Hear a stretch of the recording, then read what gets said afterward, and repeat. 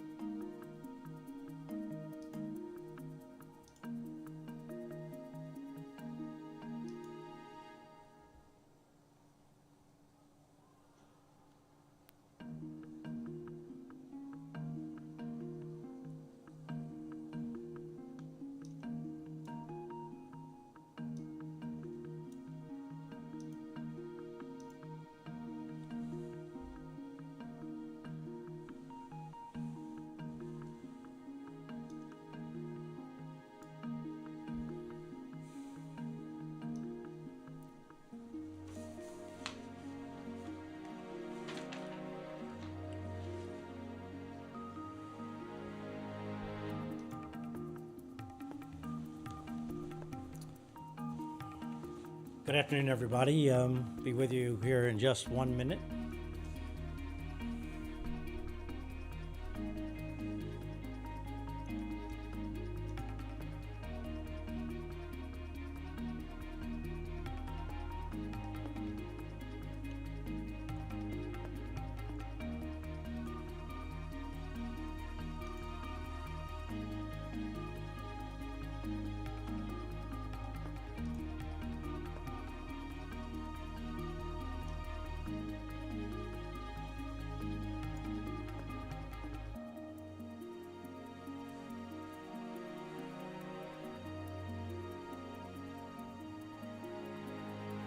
And just one more reminder, if you have a specific question, it'll just help me out if you put a Q and a colon in front, as opposed to, I know a lot of folks are just saying hello, although I am seeing a lot of questions here. So anyway, we'll do our best here.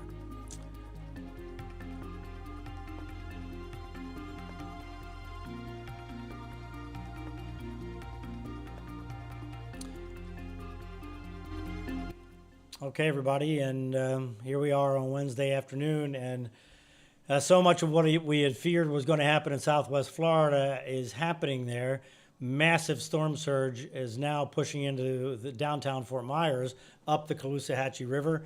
Water is over Fort Myers Beach. It's over Sanibel Island. Some places, Fort Myers Beach, the water up to the roof of houses.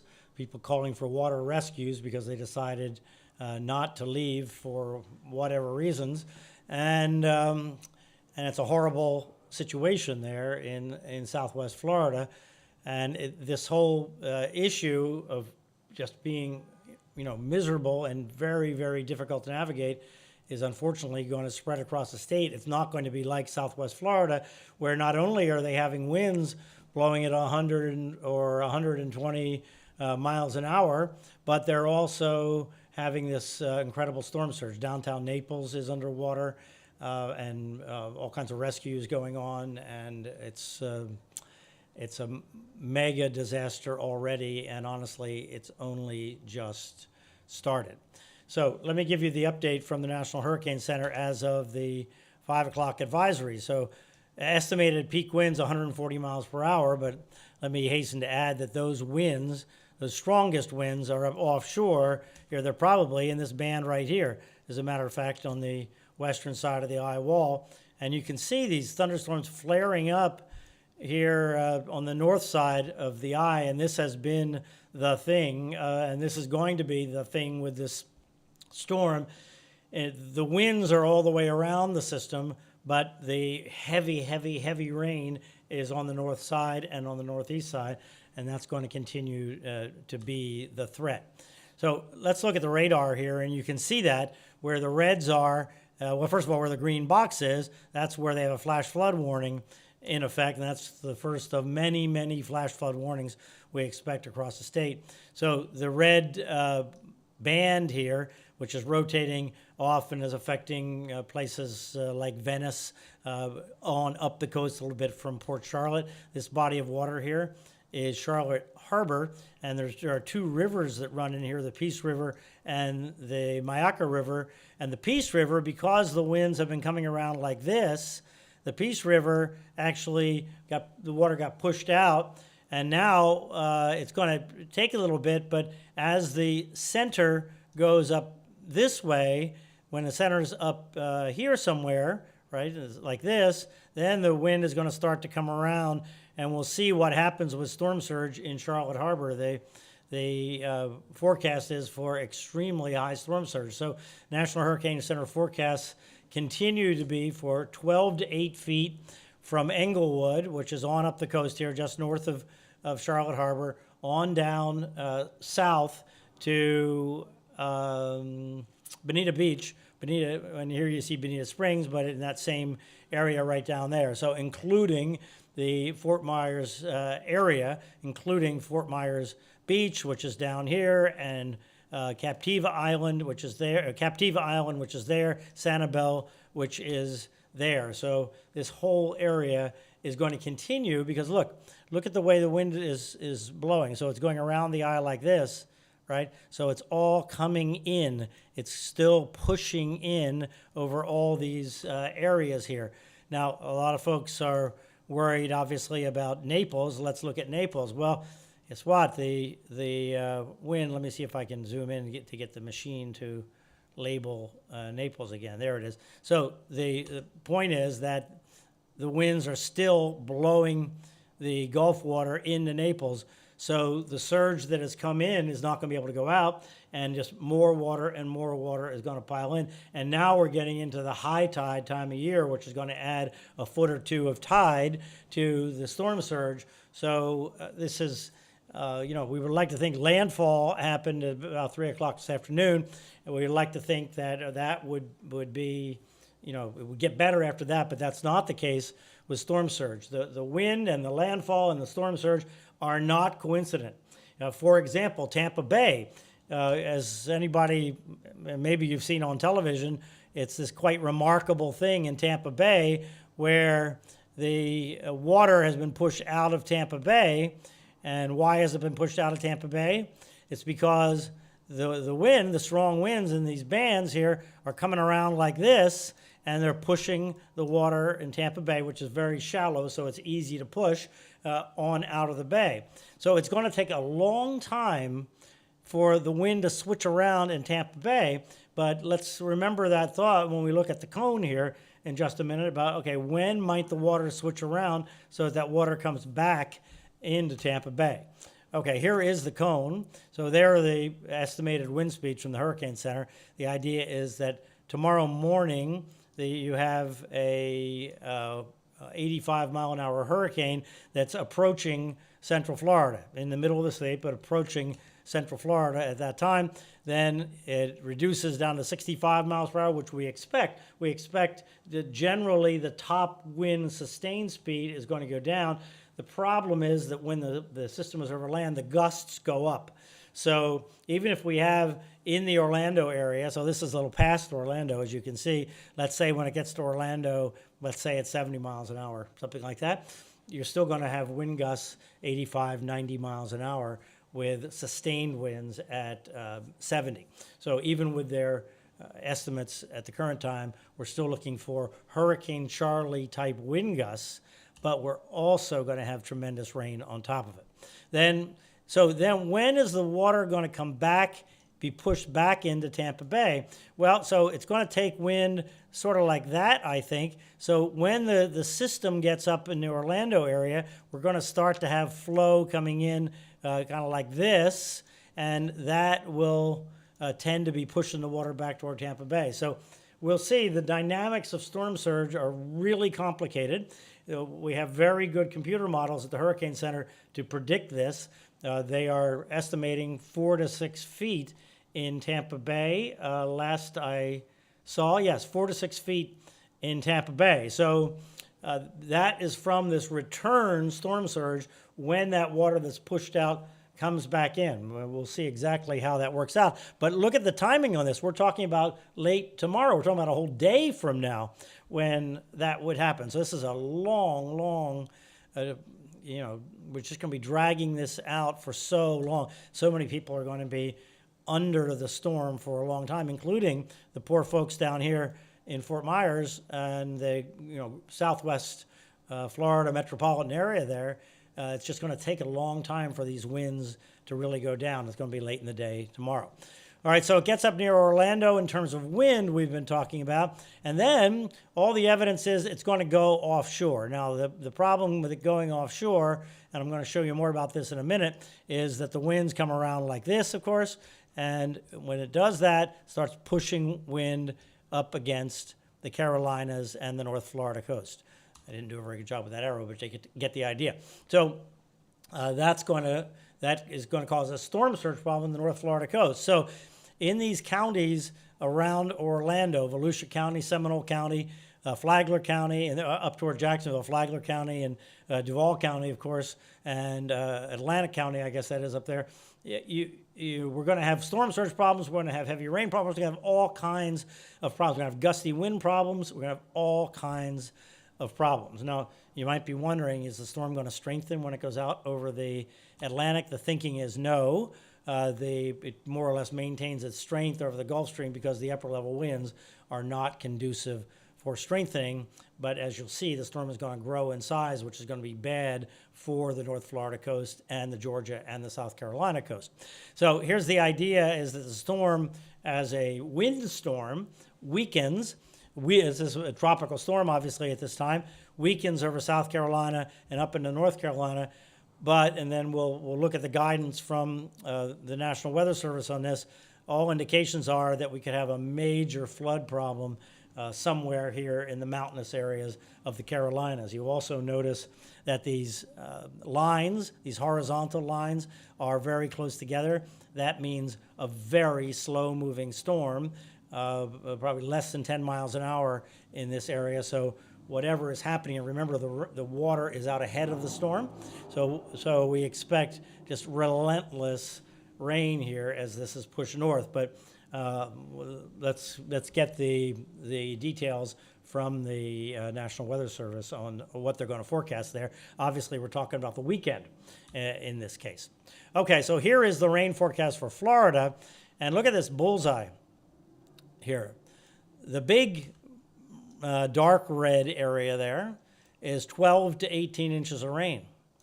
The inside of the bullseye there, from the Orlando area over to Daytona Beach, more or less, 18 to 24 inches of rain. Then in every case, add at least 6 inches of rain for isolated areas. So 18 to 24 inches, isolated 30 inches of rain. Let me see what the at the National Hurricane Center. Yes, local maximum up to 30 inches of rain. So they've added that now to the hurricane advisory. So this is a daunting situation. You're likely to have no power, flooded neighborhoods. This is critical that you figure out a place to park your car in Central Florida, and that is not going to be at the bottom of a hill or someplace that it's going to flood. Even if you have to park the car blocks away and walk home, but have it high up, on a hillier place or in a parking garage or something, do that, because what a miserable thing it would be is if you go through this hurricane and you lose your car and then you don't have transportation, and you can imagine how miserable all that would be. But still, the heavy rain area, look at this, 8 to 12 inches. Look how large this is. All the way down to the storm, kind of wings the Tampa Bay area on up to Jacksonville. So a large part of the northern part of the state is going to have the recipe for flash flooding, which I'll show you in a second. Now, I talked to you about this idea of the wind. Did you see the yellow area getting bigger there? That's the tropical storm force winds. And why that's really important is not so much for anything happening over land in terms of the wind. That's important because if you think about the way the winds flow around here like this, and if they go way out over the Atlantic and then they come back, now they're coming back at Jacksonville and the North Florida coast, down Flagler County and maybe even down to Volusia County. They have a long fetch, it's called, off the water. So a long run here to build up a push of water before it hits the coast. So then we have two things going on. Is we have this water coming in the St. Johns River. And remember, the St. Johns River comes into Jacksonville and then kind of goes down here and meanders around, so forth. But we also have that tremendous rainfall in Central Florida here, and that water is flowing into the St. Johns River and trying to go north. So we have this conflicting water situation. So the National Hurricane Center is forecasting 3 to 5 feet of storm surge. That's above the normal high tide in the river in the Jacksonville area and down about halfway down the river. It'll extend a good way down the St. Johns River. Now let's go forward in time a little bit. And there you see the oranges are hurricane force gusts. Okay, here we are, tomorrow morning, and Orlando and all of Central Florida in hurricane force gusts. These are the hurricane force sustained winds as estimated by the National Hurricane Center, a fairly small area, but they would be, 7. So the difference between gusting, sustained winds of 65 or 70 and gusting to 85 or 90, or sustained winds of 75, gusting to 90 or 100, it's not that much difference. The main thing is that with all this rain, you have all these gusts, and when you have all the rain, that makes the tree roots less secure, and it's a very, very bad combination. So that's tomorrow morning, and then let's go forward in time. And look at the yellow area expanding. That's because upper level winds are going to be blowing across the storm. And then we're going to have, by midday tomorrow or so, two things going on. The one I described of the winds coming around into Jacksonville like that from the storm. The other is there's a cold front up there and a big high pressure system that's going to be driving northeast winds in here too. So this is why from north of Daytona Beach or so on around the coast up to north of Charleston, where the coast is kind of like a catcher's mitt there, very high water, storm surge flooding. Let me give you the exact new forecast from the Hurricane Center and see if anything has changed there. Boy, there are so many. So they have north of the South Santee River. So the South Santee River is just north of Charleston. So in the areas well north of Charleston, 3 to 5 feet, but that's not really in the catcher's mitt. So let me see in that part of it, they have, here we go, 4 to 6 feet. So 4 to 6 feet now is the forecast on the coast from in this area here, Flagler County-ish. In fact, the details of what they say, the Flagler-Volusia County line to Altamaha Sound is the area. So that's this sort of catcher's mitty part of the coastline. 4 to 6 feet above normal high tide is the forecast for the water there.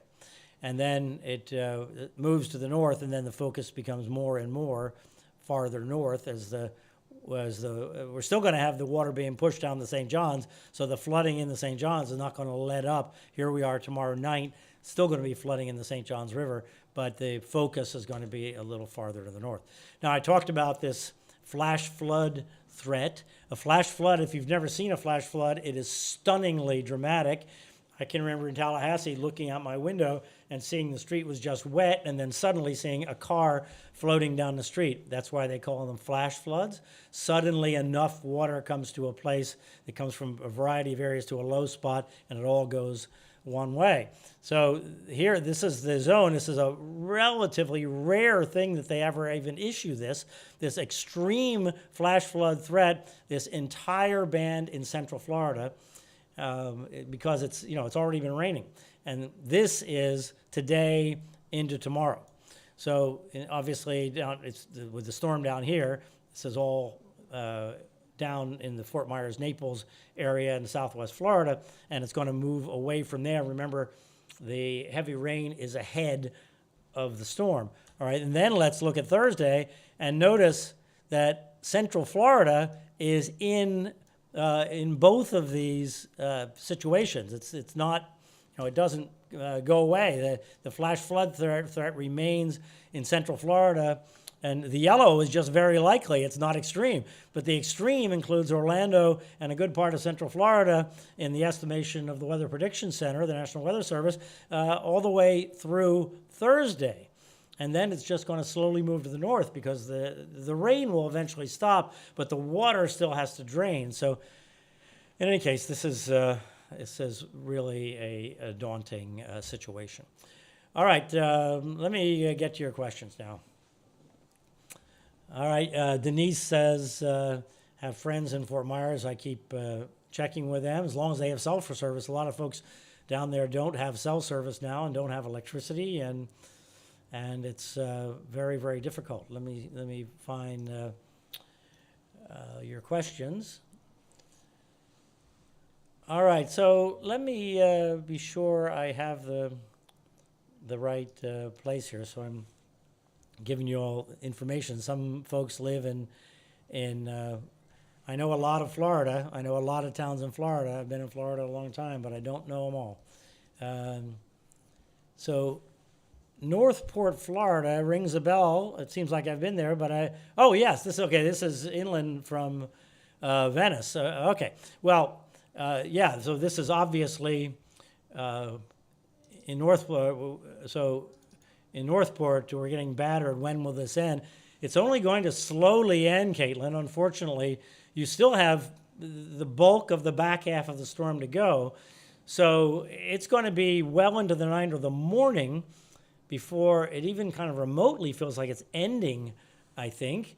Let me, on the map here, let me go back on my map machine, and let's get to the cone where we can see the timing here. And so in the morning, the storm is forecast to be centered in this area. So, this is a pretty big hurricane.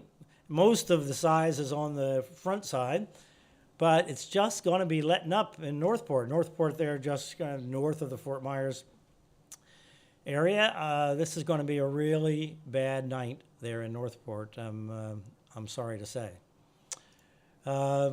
Gainesville outlook. Well, Gainesville, you're in it. There's no question about it. It's going to, the combination of extremely heavy rain over the next 2 days.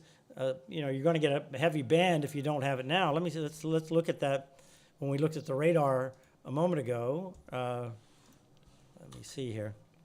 Okay, there's the radar. Let's uh-oh. That wasn't too good. All right. my system crashed there. I tell you what, let me punch myself up for a second while we get that sorted out. That hasn't happened in a while. That's when we're doing live coverage. That's what can happen. Okay, let me see. Hold on just a second so I can get those maps back up. Okay, so in Gainesville, you're going to have both situations there. You're going to have the not the storm surge, the heavy rain, torrential rain, and you're going to have gusty winds. So if you were in Hurricane Irma, or if you were there for Hurricane Irma, and you look like a young lady, so you may or may not have been, it was pretty horrible in Gainesville. A lot of the trees came down on top of cars. It was really pretty miserable. But this time you're going to have heavy rain on top of it. So it's going to, not that it didn't rain in Irma, it did, but torrential rain, flooding rain, plus you're going to have the issue with the winds gusting as well. So you need to have your supplies. You have your hurricane plan in effect of where you're going to be that's safe. Park your car away from the trees. And, this is going to be a slog for a couple of days. All right, my system is running again. So let me put that back up here. And here we go, because I wanted to look at the radar. And I wanted to widen out on the radar and look up north, up toward, and see what's going on. So it's raining, as we can see. It's raining in North Florida. There's a band here. And because I just loaded this will take a little bit to load, but this is a kind of continuous band of rain with embedded very heavy storms. And by the way, these embedded storms where you see the red there, that's where tornadoes can occur. We don't have any, the National Weather Service is not notifying us of any right now, but boy, did they happen in South Florida when that same band essentially came over South Florida. So, but the tornadoes, I don't want anybody to get too wild with the tornadoes. Not that they're good, as a tornado is ever good, but when a tornado comes over your house, it's more, these kinds of tornadoes, it's more like a super strong gust. So you'll get super strong gusts that are just gusts, and sometimes they'll be spinning, and it's technically a tornado. That's not 100% of the time. Sometimes you actually get real tornadoes in the embedded in these bands. But these are the bands, these kinds of things. If you're going to look at your radar or, you're watching your local TV, that's what you're looking for to be aware of when the heaviest downpours are coming and when the tornadoes are coming. But the big rain is down here, and obviously this structure is actually going to expand as we go forward in time. So as the center comes up this way in some fashion, all this is going to move up in here, and then it's going to interact with that cold front and the upper level winds and get enhanced and be even more, and that should happen tomorrow. So unfortunately, I'm afraid, Gainesville may not be the worst of it, but it is not going to be pleasant based on everything that we know. What's going on in Lake Placid? We've got relatives there in a mobile home, but no mandatory evacuations. No. So Lake Placid is over here in Highlands County, over in this area in here. And in Lake Placid, there's going to be very strong winds. So I don't know. I haven't seen what Highlands County has been recommending for people in mobile homes. They might have had a voluntary evacuation because generally, if you're going to have very strong winds, they say, you might want to think about leaving mobile homes. At the very least, they say that. So I would just urge you to urge your relatives to be sure they're in a safe place. The winds are going to be very strong there tonight. The storm is slowly going to move by, and you're going to be on the side of the storm where the winds are going to come in from the southwest as it goes on by. So definitely urge them to consider where they are. I've talked a lot about Orlando, but I really do want to emphasize it. So West Orange County, no different than all of Central Florida, is under a very high threat for extreme flooding and winds gusting over 100 miles an hour. Hurricane warnings in effect. This is the worst hurricane situation that I remember inland in Central Florida. In fact, I'm trying to think if I remember a worse hurricane situation. I don't think I do. And I've been in Central Florida a long, long, long time. But I think this is the most severe Central Florida hurricane situation that I can recall. Gust and sustained wind expectations in Daytona. I would imagine since Daytona is exposed to the ocean, you got to expect sustained winds 60, 65, 70 miles an hour, maybe 60. Let's go with 60. Winds gusting to near hurricane strength coming in off the ocean in those bands, but mostly in those bands until the center gets in your area, and then we'll see. The estimates may indeed go up when you're near the ocean, and since you can see the way this thing, the geometry of this thing is as it comes up here, then you're going to have winds coming around like this and like this, and so they're going to be coming off the ocean. When winds come off the ocean, as you know, anybody that lives near the beach knows it's windier at the beach than it is inland because you don't have anything kind of blocking the wind coming off the ocean. So I would expect winds gusting to hurricane strength in Daytona Beach and torrential rain. Worried about my students, my student in the UCF dorms. Well, they'll take care of your student. If they don't do anything else, in the worst of the storm, you can talk to your son or daughter. Tell them that in their dorm or in any high rise, actually, assuming the high rise is the kind of high rise that has apartments, hallways with apartments on both sides, and usually a stairwell at either end or something like that.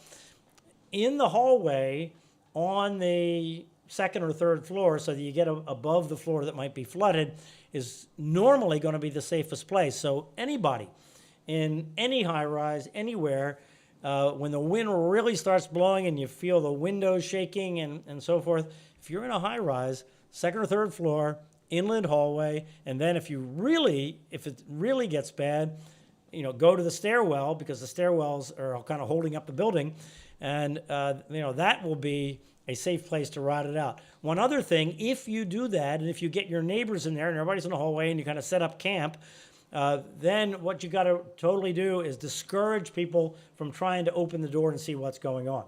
Because what can happen is you'll hear a sound, a window breaks, you don't know where it is. Everyone wants to know that happened in my apartment. But if the window broke in there, then somebody opens the door can fly out of their hand, they can get hurt because the pressure differential is so extreme across the door.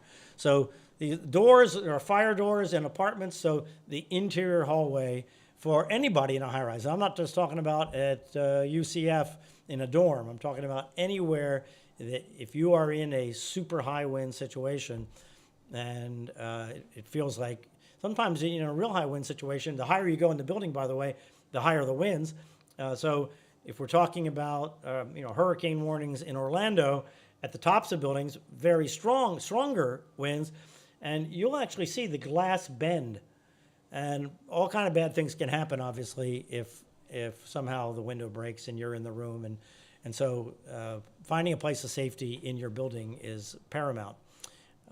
If you're in a high rise in a huge windstorm. All right, I'll address South Florida. It's Palm Beach County out of the woods. Pretty much. It's going to be a little windy in Palm Beach County, and these bands that are coming out of the south here and coming north, there's no guarantee that another one of those bands isn't going to move over Palm Beach County, Miami-Dade, and Broward County. You can see there's little fragments, but the bottom side of the storm is mostly dried out. There's this dry tongue of air that's wrapping around in here, and that's really going to help out South Florida. So I think that most of what's going to happen in South Florida has already happened last night, where up to 10 inches of rain fell in that band, and now all of that is rotated to the north side of the storm. let's see, what can the residents of the Charlotte Harbor and Punta Gorda expect in the next couple hours? It's just going to be bad. It's just going to be really bad there. Let me show you here. I'll zoom in and let's get the map, see if we can get the map flavor. There's Port Charlotte, and I'll draw here. Punta Gorda is right on that little piece of land right there. So right now they're in the eye, and Port Charlotte looks like maybe part of the northern eye wall is affecting them. But the backside of the eye wall is yet to come. Backside of the eye. Take a look here. This is yet to come. So, the next couple hours are going to be horrendous, and then slowly it's going to let up out here because this extreme backside outside of the eye is getting eroded by dry air, so it is going to end relatively quickly. Obviously, the farther inland you are, the longer it's going to take. But this thing is also, I think you can see, slowly moving. So it's going to take a good while to get this through Port Charlotte, the Charlotte Harbor area, and Punta Gorda. Let me see here. Hi from Winter Haven. Winds have definitely picked up. Looks like it's going to be a long night. What can Polk County expect? I'm hearing we may get a Category 3. No, you're not going to get a Category 3. Polk County is inland to the east of Tampa. The main thing you can expect, you're going to get very strong winds. I mean, you're already getting gusty winds, so expect that to continue in Polk County. But the main thing to expect is very heavy rain, flooding rain. So in Polk County, be sure you have your vehicles protected, and if you're in a low-lying area, just be very well aware of your surroundings because flooding is anticipated in Polk County. Let's see. A lot of questions about UCF. Hopefully I answered that. So this is the Tampa Bay question. What do you think if the Tampa Bay water retired completely from the shore? Or this is the reverse surge, this is called, where the water is pushed out of Tampa Bay. Yes, that happens. It happened in Irma 5 years ago. When the wind comes from the east or northeast and pushes against the water, Tampa Bay is a very fragile place. And so what I hope happens, and there still is storm surge forecast for when this water comes back. Significant storm surge covering the low-lying areas around Tampa Bay, but not as bad, anywhere near as bad as it would have been if it would have been the Fort Myers situation if the storm had come in north of Tampa Bay. But the fact that that water goes out that easily tells you how easy it is for water to come slamming back in. So I hope that people will put these things together. If they live in the Tampa metropolitan area, they'll realize it's an extremely vulnerable metropolitan area to extreme conditions and storm surge. Another question from Fort Myers. I don't think we can address them because I know it's hellacious there. It's going to be a little while in Fort Myers. You still have the back of the storm to go. The winds are actually going to pick up, I think. They're going to pick up from immediately the west and then the northwest and then kind of the north as the eye goes on by.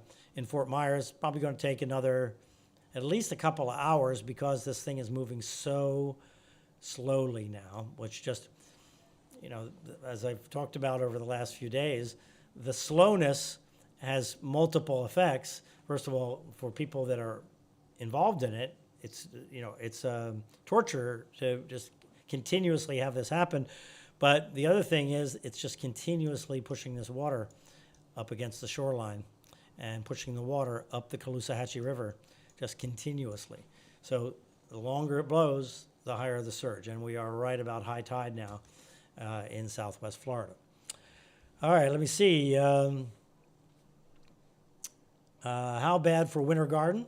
Well, it's not going to be good. It's going to be, you're going to be in it you have the extreme flooding threat and hurricane force winds are going to be there. It's going to just pick up tonight. Tomorrow will be your day for extreme weather in Winter Garden, and and then it'll slowly go down. Both sides are going to be slow to happen, although the front side will be maybe a little quicker because that's already sort of happening. The front side with these bands of rain coming in are already happening, and that's the that's the precursor. But then you have all this rain; everything's wet, wet, wet, and then the winds pick up, and then the torrential rain on top of it. So that's the sequence of events. All right, folks, I hope I've helped you through this here. Let's see what tomorrow brings us, but I'm very concerned about folks in Central Florida that you don't dismiss this in any way. Just talk it up. This is the biggest hurricane threat to Central Florida in my memory. I think you have to go back in the history book. I'll have to go back and look to see if there's been a worse storm in Central Florida. So we had those 2004 storms, but they were really nothing compared to this. I guess probably Jeanne maybe is the closest, but that was a little farther to the south and was moving along. It wasn't crawling like this one and didn't have this ultra intense rainfall component. So, all right, I need to go ahead and get set up for Fox Weather here. Best of luck, everybody, and just remember that people make their own luck by being prepared. So I would do your best to have all the supplies you can to take care of yourself for the next week, and be aware of areas in your neighborhood or your town that are likely to flood, and be sure your car is not parked in those areas. All right, have a good evening. We're doing our best here. All right, take care.